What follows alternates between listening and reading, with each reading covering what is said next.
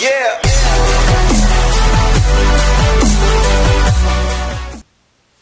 Hey everyone, here we are back again with another movie review, and today I am going to be talking about the film that I have been waiting for so long this year, ever since I heard that this was coming out, and that of course is The Fabelmans, directed by Steven Spielberg, starring Michelle Williams, Paul Dano, Gabriel, Judd Hirsch, Seth Rogen, and many others.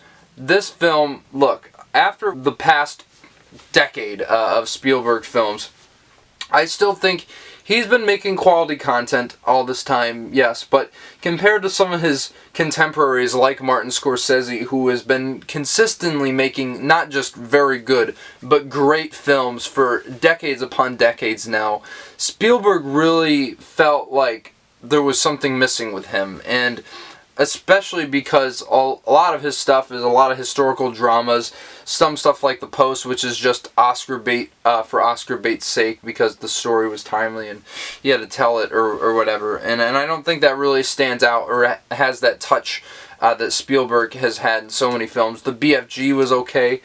Lincoln was really good, but you know, I didn't love it. And I think though, really, the one that stood out to me the most was West Side Story from last year, which I reviewed. And while I didn't quite love that film, I undeniably think that it was great. And it felt like that there was a fire that was kind of lit underneath him when making that movie. And it felt like, okay, I think he's bringing the magic back a little bit. And so I was beyond excited to see what his next project was, considering Steven Spielberg is one of my all-time favorite directors. And when I heard it was a semi-autobiographical tale, I was like, I'm in. I want to be one of the first ones in the theater when this came out. And so that is what I did. Me and Zach went and saw Glass Onion earlier in the day, and then we went to The Fabelmans. And Glass Onion was already amazing, as you probably remember from my review if you've seen it. But then we watched The Fabelmans, and I was like, oh my goodness, this is the best day for movies of this entire year. And that's the thing. I think, obviously, this film is getting a lot of Best Picture buzz. It's touted as the frontrunner, and a lot of people are wondering, is that deserved? Absolutely, 100%. I honestly think, barring the fact that I have not seen Minority Report or Munich or a couple of others, I think this might be his best film since Saving Private Ryan. Like, yeah, I know, look, it's not as good as Saving Private Ryan, okay? Like, that's understandable. But genuinely, I think this is one of Spielberg's absolute best films in his entire filmography, which, quite frankly, I think might be the best filmography of all time. I mean, that man has at least 7 masterpieces under his belt, and this almost comes close. I don't know what happened, but whatever fire was lit underneath him, it felt like the fire was being lit underneath me, because watching this movie, I was like, yes! This is why I go to the movies. And yeah, okay, well, it's a movie about making movies, yada, yada, yada. I mean, what's so special about it? What's so special about it is the fact that this is a story that I think Steven Spielberg so desperately wanted to get out after 50 years in the film industry and just making films in general. Unlike Lincoln, because Lincoln, I think, is, just for comparison, I think is a really good history lesson, but I don't think that necessarily makes it the most compelling movie. But this film is like Steven Spielberg saying, no, this is my personal story, and I want to tell it in a way that only I can tell it.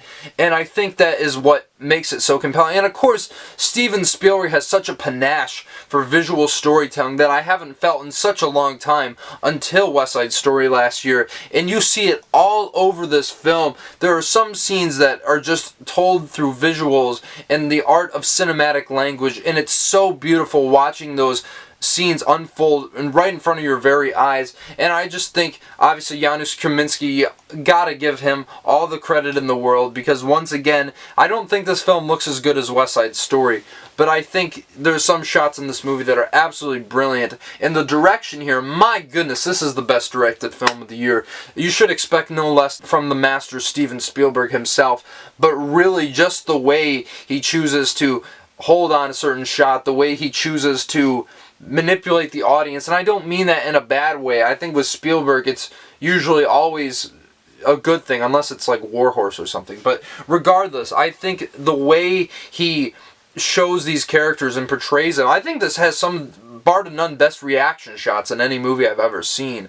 Just the way he captures these actors, capturing this very, very authentic story to him, and that's why I think I love this movie so much. You feel the authenticity. It doesn't feel cloy like some of his other films that have come out in the past 10 years, and because it's coming straight from the heart. This honestly is Steven Spielberg's most personal film, without question. Definitely trumps E.T. in that sense, which still, I mean, that was up there when it came to that. Obviously E.T.'s better, let's, not beat around the bush, but I think just as a story that he wanted to tell, that he can relate to, there's nothing that even comes close to the Fabelmans in his entire filmography. And I think being a creative is the reason I latched onto this movie so much, because I feel the passion coming out of every single frame of this film, and you can see the passion that Sammy Fabelman, who is the stand-in character for Spielberg, feels throughout this entire runtime. And before I really get into the story, I do want to say that this feels like a better version of Belfast, and I think a more accessible version of Roma. It's not as artistic, which is not to say it isn't artistic, because as I said, I think it's the best directed film of the entire year, but it still feels like you get that kind of, I guess, crowd-pleasing air about it, and that's not a bad thing, I don't think, in a lot of cases, because really, you're focusing on this family. You see the fun they have together, the tiny interactions they have that make life so much richer, and you also see the very, very sobering, hard-hitting moments and troubles in this family's life, which I think really go very, very deep and honestly pretty hard. Like, there's some scenes that are honestly absolutely shocking and heartbreaking in this film. And I absolutely love everybody who plays these characters. Of course, the young boy who plays Sammy at the beginning when he's like 7 is great. But Gabriel LaBelle, I never seen this guy before, and he is amazing in this. And you really see certain, because he's not playing Spielberg, right? But there's certain ways he'll deliver the dialogue where I'm like, oh my goodness, that's Spielberg. And it just nails some of the intonation, but he really makes it his own character, and really, I think, is one of the absolute standouts in this movie. I wouldn't be upset if he got a Best Actor nomination, though I know that field is a little tight this year, so I'm not going to be surprised if he gets left out. Paul Dano, one of his best roles, and I'm so glad that he's probably, I say probably, going to get nominated for this movie, because Paul Dano is an actor who's been putting in so much quality work over the past 10 years, and it's going to be nice to finally see him recognized, especially after being snubbed playing Brian Wilson in Love and Mercy, which I think was a huge discredit to his performance in that and his transformative role as the Beach Boys leader, and I just think one of the biggest acting snubs of the past 10 years. But I think the real standout here is Michelle Williams, who I think probably gives her absolute best performance here, at least from what I can remember and from what I've seen. The way she commands the screen in this, she is equally charismatic, empathetic, heartbreaking. There's so many ways to feel about this character. You can also feel like very frustrated with her at times, and she portrays it so well. There's so many deep emotions going on in the head of this character, and I think really, in some ways, besides Sammy, the heart and crux of this whole movie. And then you get Judd Hirsch, who only shows up for about 5 minutes, but man, does he leave an impact. I think even though he's in the movie for such a short amount of time, the purpose of his character and the performance that he gives, which is really such a bravado showcase of acting, and it really puts a stamp on this movie, and I think is going to secure him a Best Supporting Actor nomination, as well as Paul Dano. I mean, absolutely incredible what this guy does. Sort of similar to, something like Bradley Cooper in Licorice Pizza, but even better, and I think thematically makes more sense for the story, as well as, you know, something like Mahershala Ali in Moonlight, who is only in the movie for a little bit, but leaves such an impact that you don't forget him at all. Absolutely loved his work in this movie. But everyone else is great in here too. Seth Rogen is really good, though every time he started laughing, I started laughing too. I think everybody in the theater was trying to get used to that. And of course, I mean, Julia Butters, I didn't even recognize her from Once Upon a Time in Hollywood, but she plays one of Sammy's younger sisters, and she's phenomenal, especially one scene in her and Gabriel LaBelle, which I just think was phenomenal. The acting, and throughout this entire film, I think the best cast of the entire year, and maybe some other people who show up, and if you don't know about it, I'm not going to spoil it, but I will say David Lynch is in this movie. That's all I'm going to say. And while a lot of people could say elements of this movie felt cliche, I don't feel so at all. I mean, we've seen family dramas before, but I don't think really shown in this way, because his passion, this really is about his falling in love with filmmaking ever since he saw The Greatest Show on Earth, which is a terrible movie, but hey, it gave us Steven Spielberg, so I can't complain about that. And just his process and how it becomes such an integral part of his life, where he starts beginning to question whether that's more important to him than his family. And of course, Paul Dano, being the stern but caring and very thoughtful father, is like, oh, you know, like, well, why do you so focus on this hobby? But of course, he wants more than that, because this isn't a hobby to him. This is his livelihood, or at least he wants it to be. And then, of course, you got Michelle Williams' character, who's the perfect foil to the father, because she was a pianist who didn't get to make her career go off the way that she could have had it, and because she decided to raise her family. And I think there's a lot of great dimensions there and interpersonal conflicts in the film that make it so rich with drama and emotion. You understand all these characters. And then just some of the characters that come along as well. Some may come off a little two-dimensional or stereotypical, and maybe they are, but I think what Spielberg does so cleverly is subverts your expectations with what these characters are going to be, and then you just end up being like, wow, I didn't expect him to pull this depth out of something that I thought was just going to be run-of-the-mill that we've seen in so many other movies, and somehow he does it. It's just absolutely incredible. And this film runs for like 2.5 hours, but it is not long at all. Honestly, I could have watched it for another 15 minutes or so. I loved it that much,